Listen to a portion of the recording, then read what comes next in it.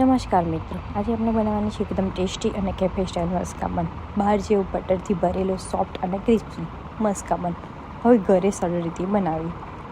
સામગ્રી: 2 બન, 2 ચમચી બટર, લીલી ચટણી, ટામેટા સોસ, ચાટ મસાલો, ઝીણી સમારેલી ડુંગળી, ટામેટો, ચીઝ જરૂર મુજબ અને કોથમીર. બનાવવાની રીત: સૌ પહેલાં બંને વચ્ચેથી કાપી લઈશું. બંને સાઈડ પર બટર લગાવીશું. સ્ટેપ 2: તવા પર બંનેને હળવા ગોલ્ડન બ્રાઉન ક્રિસ્પી થાય ત્યાં સુધી શેકી લઈશું.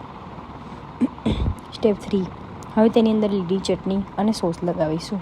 તેના ઉપર ટામેટાં, ચાટ મસાલો, કાંદો અને ચીઝ ઉમેરીશું. ફરી થોડું બટર લગાવી બંનેને બંધ કરી દઈશું. 1 મિનિટ માટે તવા પર શેકીશું. ગરમા ગરમ મસ્કાબન તૈયાર છે.